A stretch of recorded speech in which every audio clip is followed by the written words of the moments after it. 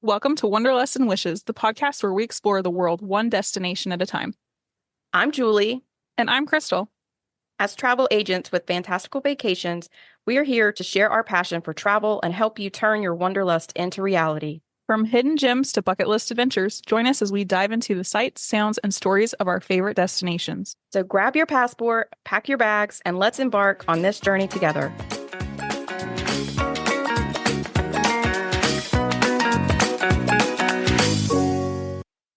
Welcome to episode 45 of Wanderlust and Wishes.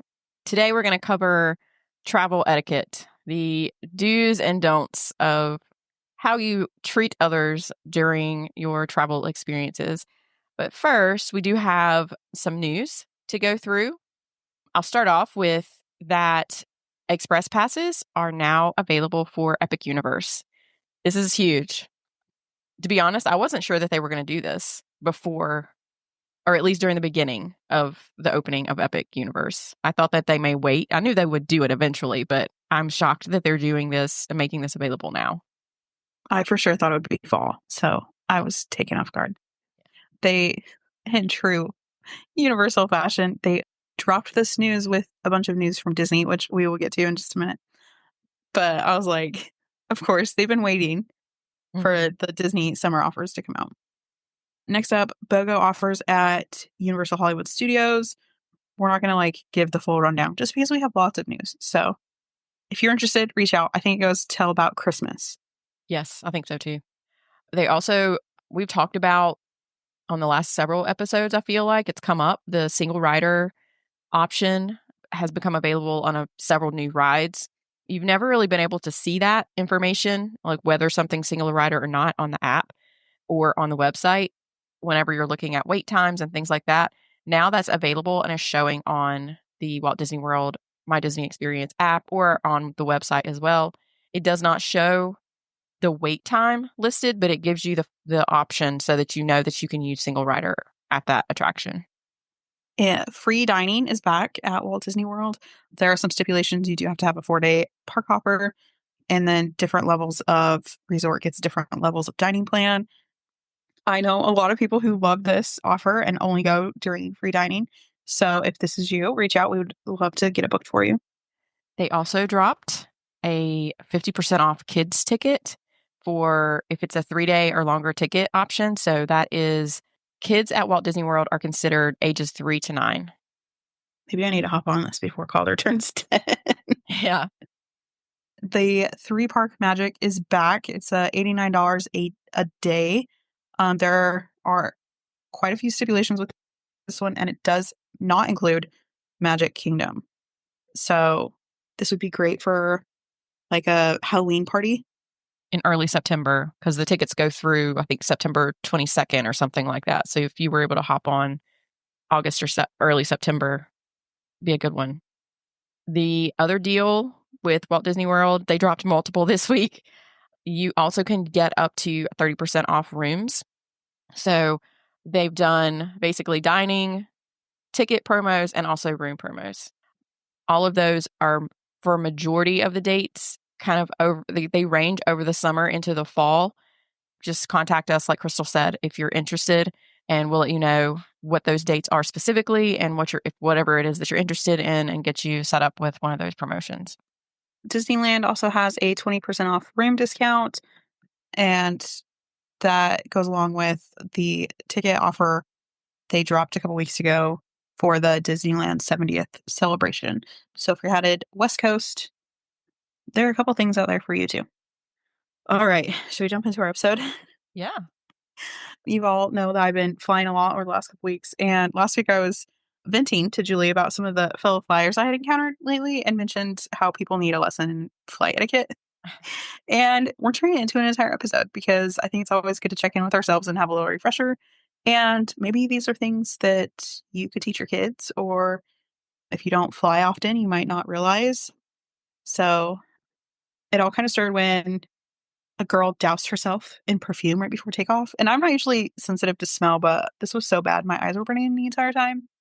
And then the same girl ended up putting her feet on the tray table. Gross. I was grossed out. On another flight, there was a bunch of high school boys flying together. They were yelling across the plane to each other. No one was using headphones. And at our house, headphones or no show is like our plane rule. And then as soon as the plane landed, they all stampeded to the front of the plane instead of waiting their turns, which was just so annoying because these kids are, I know what school they go to. All their dads are doctors and lawyers and they all have money. And it's like, I know that you all have traveled before. And so it's just very They know annoying. better. They're old They know enough to better. know better. Yeah. Yes. So Yeah. do So you want to start cover? us? Do you want to cover the airport flight etiquette? Sure. Okay, so number one is airport and flight etiquette. Just some security line do's and don'ts. Make sure you have your ID and boarding pass ready. Remove items efficiently and don't hold up the line. Please, please, please move your stuff down the belt or take it to a bench before you stop to put on your shoes or your jacket. The belt is not stopping. And you are holding everybody up, and my bag is going to roll through and smash into all your stuff if you don't get out of there. So And put your tray up so that they don't like pile into each other either if you have a tray. Yes, yes. Boarding manners, wait for your group. Do not crowd the gate and stow luggage quickly. If you can't get your luggage up, just pull it into your seat and wait and maybe ask for a flight attendant, but don't just stand there and let everybody behind you stand and wait too. I always have someone, if I'm not flying with my family, usually Rob will put my luggage up top. I'm short, so it can be harder for me. It's not so much the like lifting it, but like getting it up to the overhead bin sometimes is a little harder for me because of my height. But if Rob's not with me, there's always a guy or someone that is taller that helps me. So you don't ever there's never ever a reason for me to just stand there and like stare at people and struggle. There's always someone that will help. Another one is personal space on planes. Just be mindful of your armrest and foot space. Keep it in check. Don't sprawl out into someone else's area. I know that can be hard because it's such a small little area, but just be mindful of those around you. Next is dealing with kids on a flight. Parents should prep for entertainment snacks and fellow passengers should show patience. We did a whole episode on flying with toddlers if you want to go back and read it, and I said this in that episode, and I'll say it again. As long as you're actively trying to parent, I'm never going to fault you if your kids are screaming. Travel days, we all know how long and hard they are on a kid, especially. But I will judge you hard if you have your headphones in and are straight up ignoring your upset child and just letting them scream. Yeah. But if you're just actively trying to get them to be quiet, good for you. I know how hard it is. You're trying. And sometimes it's like they cry because of the popping of their ears and they don't understand what it is. Depending on their age, they don't understand. They just know that it feels weird and that it hurts or they're uncomfortable. And it really doesn't matter what you do. It's hard to make them feel better. So yeah, definitely as another passenger, if you're seeing that happen, there's really nothing that the parent can do in that situation. So just be as patient as you can, or maybe even try to do something to distract the child if you're sitting next to them, because that helps. Yes. And even just offering mom a smile or some compassion and just letting her know, like, hey, I've been there, you're fine. That could go a long way as well. Yeah. Reclining seats. Consider it reclining slowly and after checking behind you, or maybe avoid it on short flights, especially those little pedal jumpers that are very tight. I don't need to recline my seat, especially if I have like a 6'7" dude behind me that's struggling anyway. Overhead bin space. Place carry-ons efficiently. Avoid taking up extra space, and don't move other people's luggage.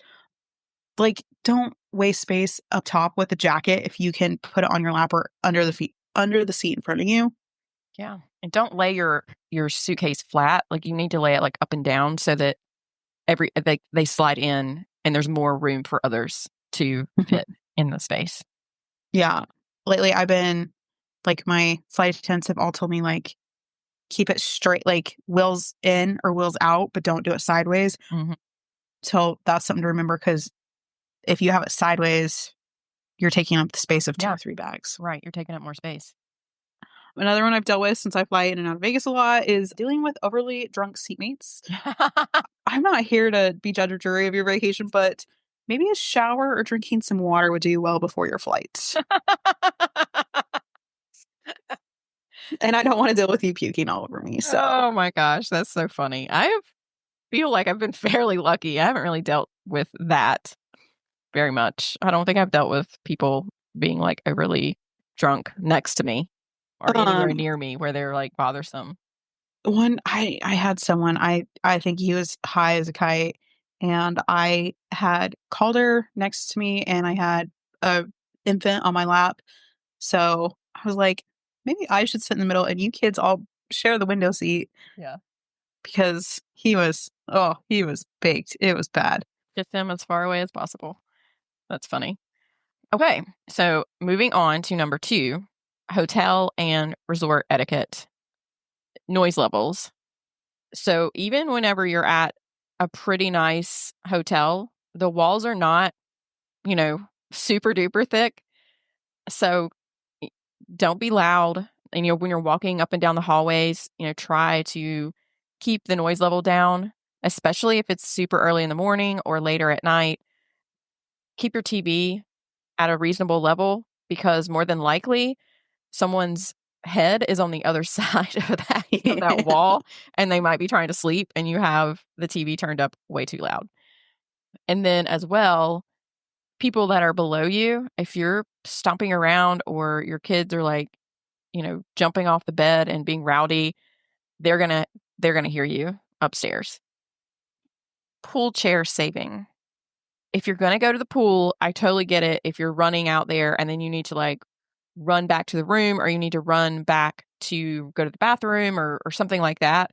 But don't go out at, as soon as the pool opens and put a bunch of stuff out knowing that you're not coming back for hours.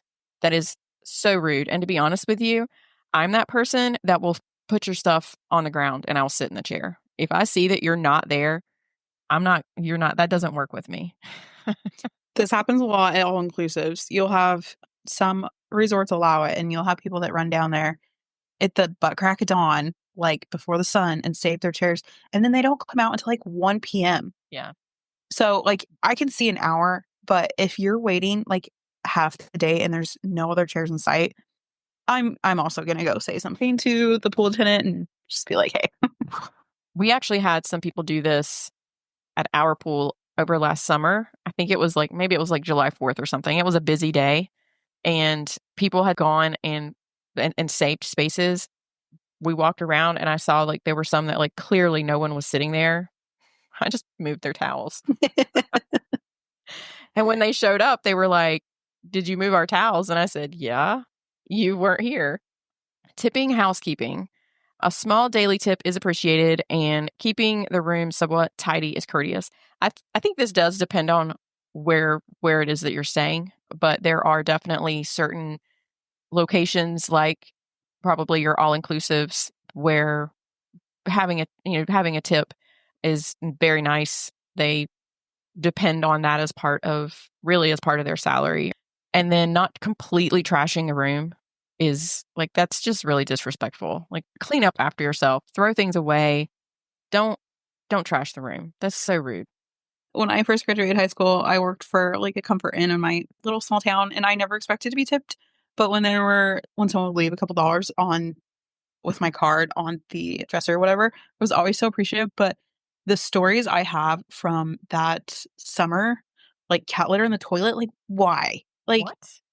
yes, it was like a no pet hotel, and they brought their cat anyway, and they were trying to dispose of the evidence of the cat litter in the toilet. Cat litter doesn't flush. No, it Well. doesn't. It was a disaster. But I have so many stories of like, I don't know. I never knew that people could be so inconsiderate and just gross. Right. The things I saw. Yeah. Buffet behavior. Oh gosh. Yeah, this is a good one. Make sure that you follow the rules and use clean plates when you go up for seconds. There's a reason you have to do that. They will come and get your plate from your table once you're finished. Don't hover over someone when they're trying to get their food, but also don't be that person that's literally holding up the entire line because you're going so slow. There are other people there. Get your food and move on. Elevator etiquette. Elevators are hard. They really are awkward. Mhm. They're a really small space, but make sure that if you're waiting on an elevator, let people leave the elevator before you jump on. And this can be hard with kids because sometimes kids they just don't know any better. So you have to like teach your kids, like, hold on a minute, let the people get off the elevator before you go running in.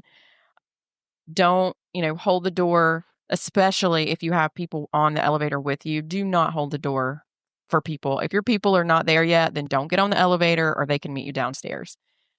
And then also make sure that you're pressing the correct button for the right floor as much as possible. Don't, you don't want to have to like hit every floor because you don't know We're where you're not going. pulling. We're not pulling Elf here. We're not doing the whole thing. Right? Don't do that, people. This one is hard, and we try really hard every time we get on an elevator. Like, tell the kids to like, hey, let's stand over here to the side and make sure no one's on it. And they've done a lot better, but it is so hard. All right, number 3, theme park etiquette. Oh, we could write a book for this one. Yeah, we could probably do a whole episode on just this. I know there are lots of opinions on this, but line cutting. Don't skip the line. Don't hold a spot for a large group. It's just not fair. It's one thing if you have like 6 or 8 of you and one person's lagging behind, have to go around like one person or 2 people, but basically just wait outside. When they like have to basically cut through the entire line at Big Thunder Mountain because you're like about to board and they have to cut through the entire line and they get it, like that is so rude. Oh my gosh, it drives me crazy. Yes. It's like I always try to give people the benefit out, especially if we're like right near the entrance. And if they're like by themselves and their whole group is in front of us, but that is the only time. I just avoid it at all cost. Yeah. We actually had, I think that it was when we were there over Christmas, we had a group of people, I think it was like 2 or 3 people come into the line when we were waiting for Rise of the Resistance with trays of food. I was so like, I can't believe that you guys just did that. They went to get food and then they came back and brought the food to, I guess, the other people that were standing in line. It's one thing to like bring food in the line because most rides you can, but to bring a whole meal for the entire party? Yeah. Good grief. Yeah, and it's not like they came with the food. The people were like in line, ahead of us. Like they met them with the food after they'd gotten in line. Yeah. Oh my gosh. Yeah. Very frustrating. The next one is stroller parking. Be mindful and use designated areas and just kind of be aware of space. If you can, I try to like condense and park as close as possible to the next stroller. Make sure I'm like in a line, like the parking lot style. Don't just leave it all willy-nilly sideways to their like nice, beautiful line. Well, I think honestly, like using strollers or if you're on one of those scooters or the little like wheelchairs, that too, you're with a bunch of other people that in a crowded space and they're walking. Please do not run over people. Well, it's not even on our list, but just being like mindful, like if you just like are walking and just stop in the middle of the walkway to take a picture, that drives me batty, especially if you're with like your whole family and all of a sudden you just turn on the brakes because there's people behind you. Or another one that's also not on this list is if you are, we are all guilty of this, but like doing like the big group long, taking up the whole entire sidewalk just to take a picture. It irks me when we're in a big group trying to do this, especially if we're like in the middle of the way. I like try to like go to the side. Yeah. Or if you're in a big group and you're walking and you're taking up the entire walkway space, like try to like walk in front of each other in more of a line type fashion instead of all being like next to each other so that you're not taking up the entire walkway and blocking it. Especially if you're kind of lackadaisically walking through and you're not, there are people that are trying to get places and you're in the way. Parade and fireworks viewing. Don't push forward last minute or put kids on your shoulders in a way that blocks others. It's one thing to put your kid on your hip so all your heads are the same height, but putting your 10-year-old on your shoulders, it's just plain rude. Yeah, and coming from someone that's vertically challenged, it is very frustrating. I mean, to have people that are, already taller than me, which is not their fault if they're taller than me. But then in addition to that, like adding a child on top of their shoulders, like I really then can't see anything. Next one on the list is respecting cast or team members. They don't make the rules, so be kind and patient. they are also not the reason that the ride broke. So they can't fix it any faster with you yelling at them. So just be patient. Speaking of ride breakdowns, handling them, stay calm, follow instructions, and don't demand compensation. Oh, I hate when I hear people, well, I am this and this status, or do you know how much money I paid to be here?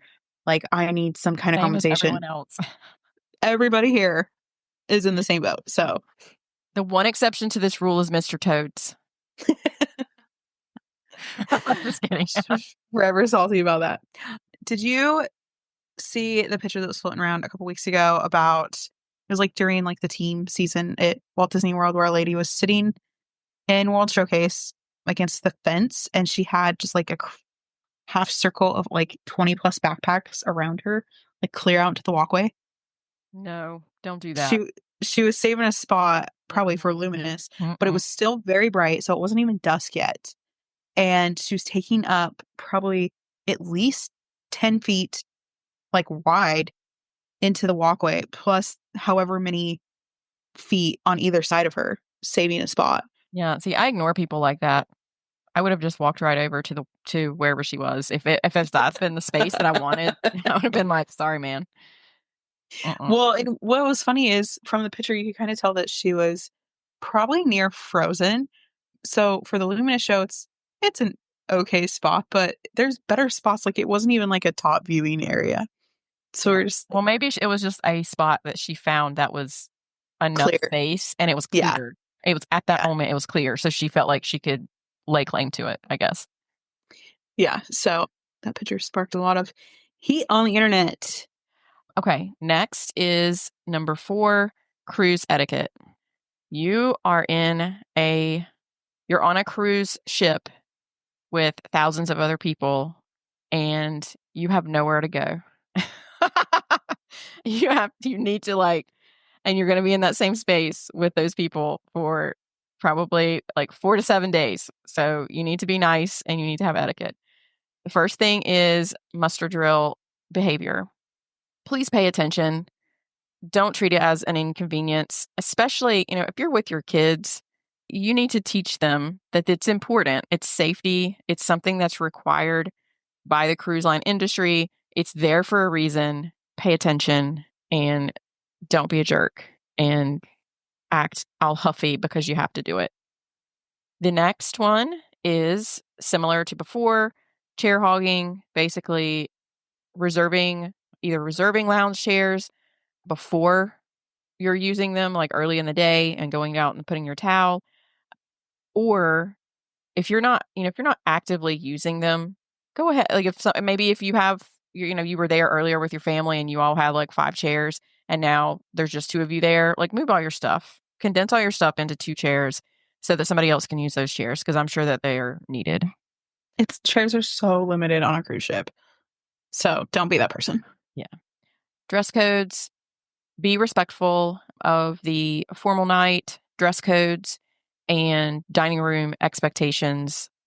Don't show up looking like a slob on the formal night and basically putting the ship crew or the people that are working on the ship, don't put them in a difficult situation where they have to ask you to leave or making everybody else feel uncomfortable because everybody else is dressed up and they look nice and then you show up and you just look like a jerk. So don't do that. Respecting quiet areas. Make sure that if you're in an area that's specifically the kind of adult only sections that are going to be quieter because they don't have kids, be respectful of that and don't be loud. Don't have this volume level 11 conversation with someone next to you when it's not necessary, when other people are there because they're trying to relax. They don't really care about whatever gossip it is or whatever drama that is that you're discussing. They don't need to hear it. Again, with buffets, so buffet and dining room expectations, whenever you're on a cruise, you do get basically unlimited food. There's plenty to go around. You don't have to eat it all the first time you go through the buffet line. They'll have more, especially if you pile your plate full and then you don't eat it. That's just wasteful. It's okay. You can go back and get more if you want more. And then also just be, just as we were talking about with cast members at the theme parks, be nice to your servers, be nice to the individuals that work on the ship. They are there to make your trip go really well, but they're also not typically going to be in charge of, it's not their policies that they're enforcing if you're doing something you shouldn't or if something goes wrong.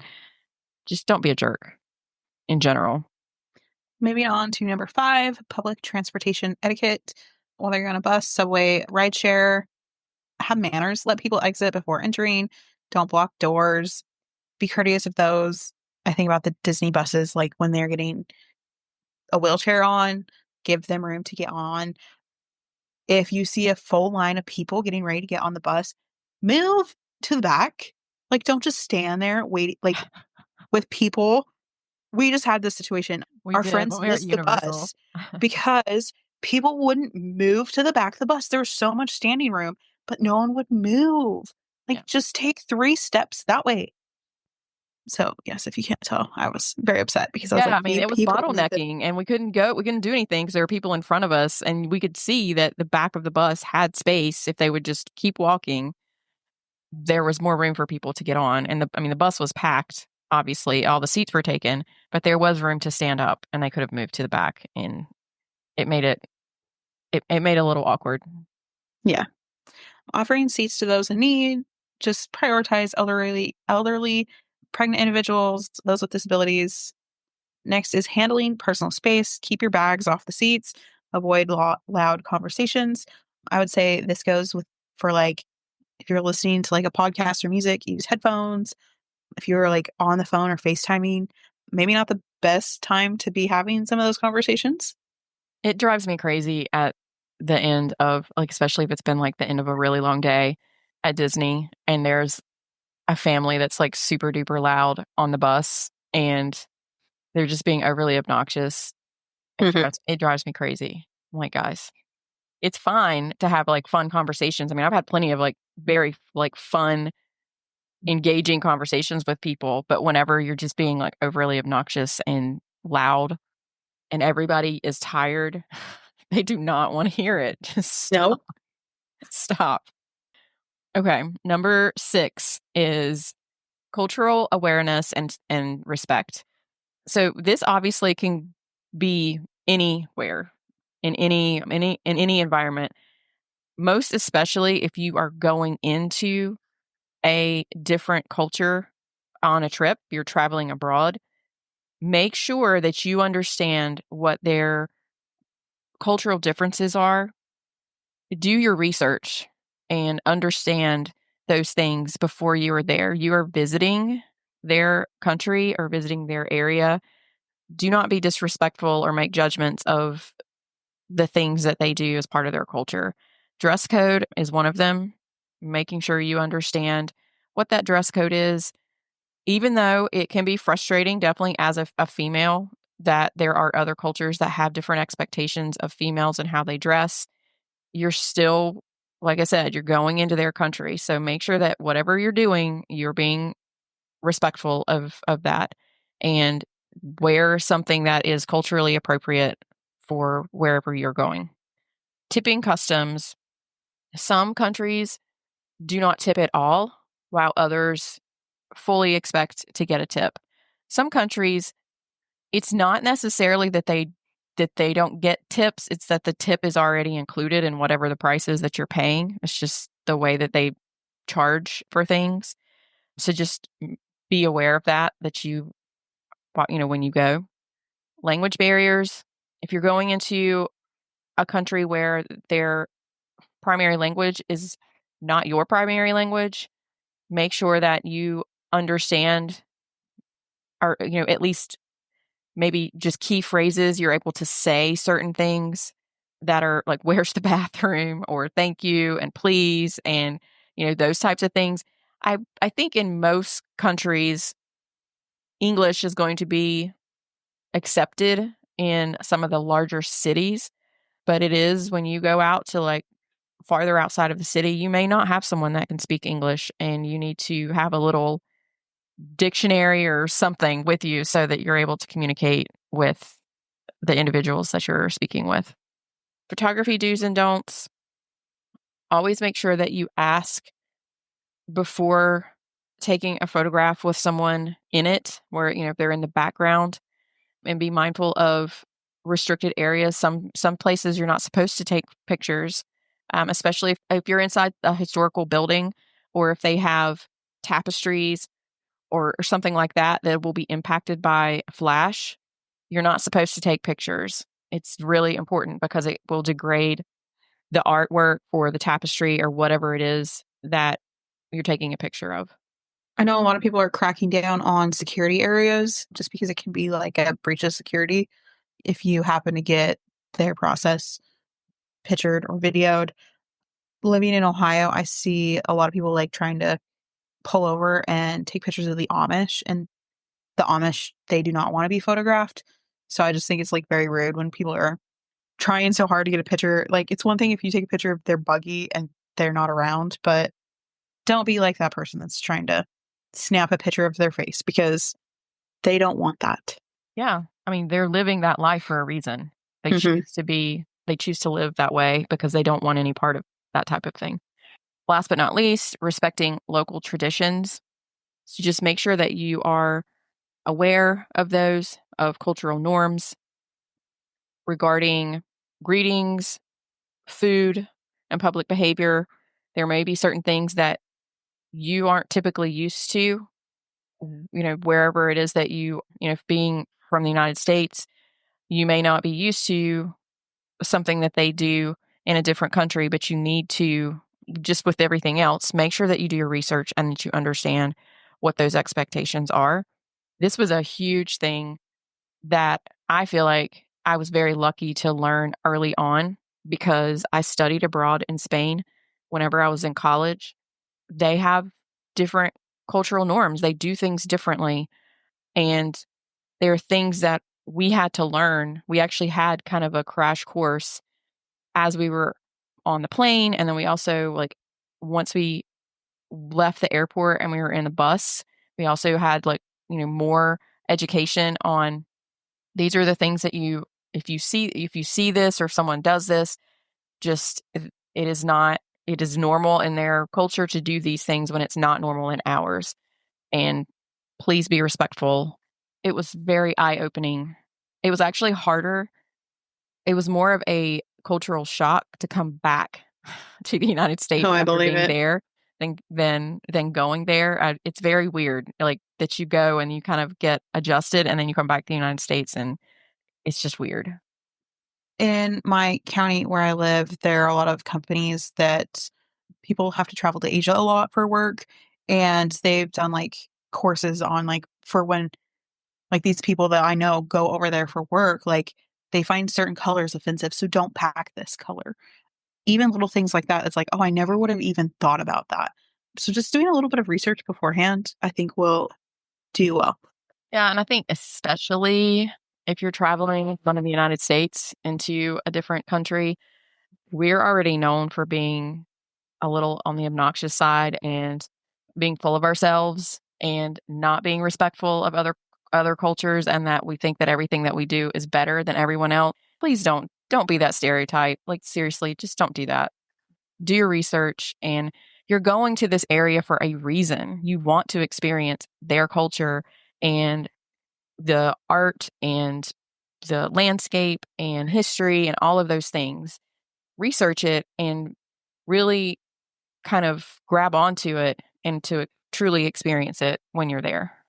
All right. Number 7, traveling with kids considerations. Managing meltdowns. You guys know we always like to have a comfort item or offer distractions, and just packing your patient's pants. Remember, you're surviving, not thriving with children. Bringing entertainment. We will resort to the iPad if we need to, or the Yodos, but we always have headphones. Cleaning up after them, whether you're in a hotel or a plane, even a restaurant, I was just going to be say a mindful restaurant. of the messes that they make. Wipe the floor, wipe the table, apologize to the server. Sometimes they will tell you, like, don't touch it, it's fine. But other times, like, they expect you to kind of do your part. You are the parent. Even I think if they tell you, if they see you doing it, they're like, "Oh no, it's fine, we got it." I still think that it, like, You get at least like a boost of their respect whenever you're crawling around on the floor, picking up, pasta or whatever it is that your kid is like thrown all over the place, especially when they're little. I definitely spent plenty of times trying to at least pick up any of the food that my girls Yes. threw on the floor. It's just so rude, I think, to leave it sitting there. Handling snacks and messes. Avoid super messy snacks and clean up spills right away. I do not take slime on an airplane. Like, no way. I'm not taking anything with glitter on an airplane. I just try to be very mindful of maybe don't take something that's going to be super sticky or that's going to be, if your kid pops gum, maybe don't take gum for them to sit and pop. So just like things like that, just think through how they do snack time. Slime was banned from my house until just recently. And even I still really don't want it here, but I did not even allow it in my house because Yeah, it's I'm not like, allowed in my house. I don't even allow Play-Doh at my house. me either. And then they would get like that The kinetic kinetic sand stuff that sand. gets everywhere. People would buy that for them for their birthday, and I'm like, it's going in the trash. That's not even coming out of the package. No. My kids know now. They're like, can we just take the Play-Doh to grandma's? Great idea. Great idea. Yeah, there were times when they would make slime at like camp, like summer camp, and they would somehow sneak it into the house, and I'm like, no, get that out of here right now. It's not happening. Do not think so. Okay, so number 8, our last topic is social media and photography etiquette. This is a really big one now. Like some of these other things have been they're kind of timeless. They're things that have been the case for a long time. But with social media being just part of everyone's life and everyone having to take video and pictures of anything and everything that they're doing at all times, just be mindful that when you're taking a video or you're taking a picture, don't hold your phone up where the people behind you can't see what's happening and that's blocking their view. It drives me bananas when I'm on a ride and someone is in front of me like with their phone up filming something. And I mean, I'm one of the people that I film all kinds of content. I try really hard to pay attention to that and kind of hold my phone down to the side if possible so that I'm not blocking anybody else's view of whatever it is that we're doing on the, whatever ride it is. Or taking a picture with flash on and on a dark ride. We had a guy in the last year. We're at Magic Kingdom for fireworks. He's already like 7 feet tall. He had an iPad that he was holding over his head to record the entire People with happily ever iPads. after.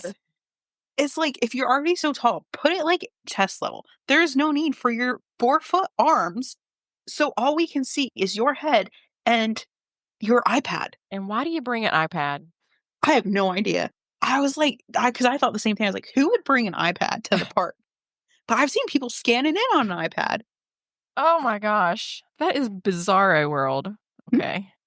So going back to the flash, whether you're on a dark ride, you're in a theater, you're in just any kind of environment where it's dark, don't take pictures with your flash. That it's so disruptive and it's so rude. It's just so rude. This is a big one, which I'm sure that myself and my children and my family, we're probably on all kinds of videos of people, like other people's vacation, I'm sure. Be mindful about filming strangers, especially children.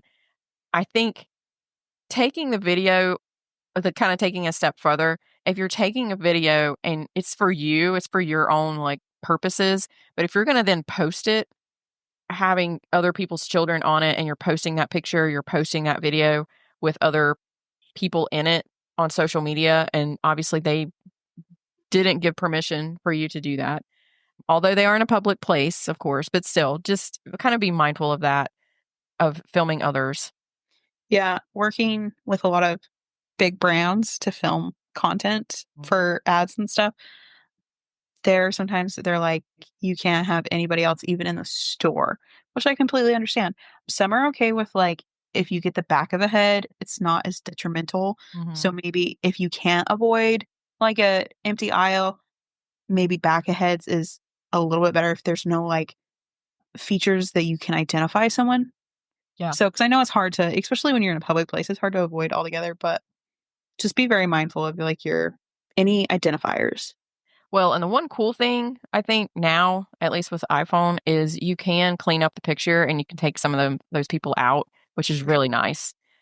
So even if you get them in the original picture, you can do the cleanup option and it will take them all out. And that way you can post it without having other people in it. Obviously, we try really hard to get pictures without anybody in them when we're making videos or anything like or taking pictures for content.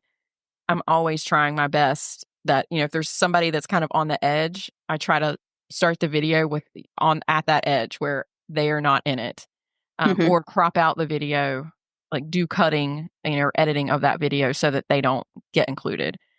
Last but not least, asking before taking photos of people. Some cultures do not like having their pictures taken, especially locally. Just like Krystle was saying, people taking pictures of the Amish culture of families that are in their buggies, they don't like that. And it's just really disrespectful to take their picture when they don't want you to do that. And they've made a choice to remove themselves from kind of all modern technology. And now you're taking a picture of them and it makes them feel uncomfortable. That's kind of a local custom within the United States. There are definitely others throughout the world different cultures that don't like you to take their pictures. So I just think this goes for all categories, whether it's a flight attendant, theme park employee, Uber driver, whatever it may be. They may unintentionally be honoring with you, but there's no need for you to fire back.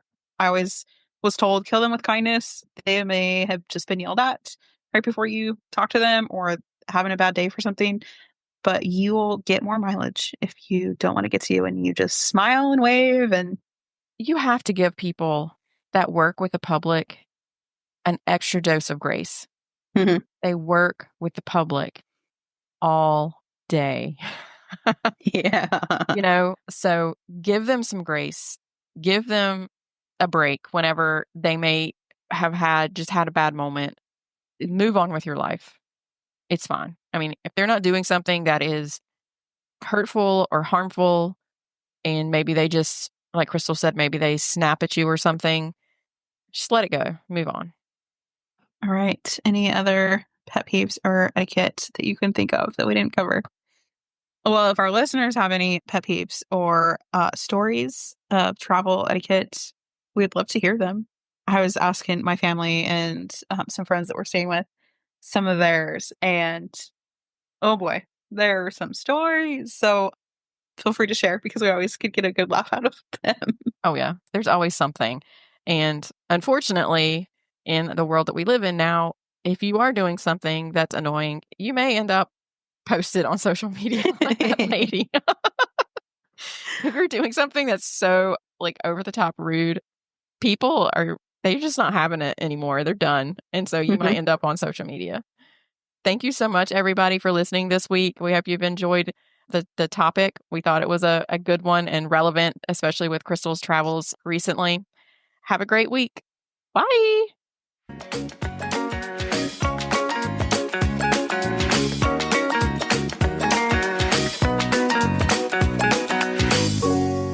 Thanks for tuning in to another episode of Wanderlust and Wishes.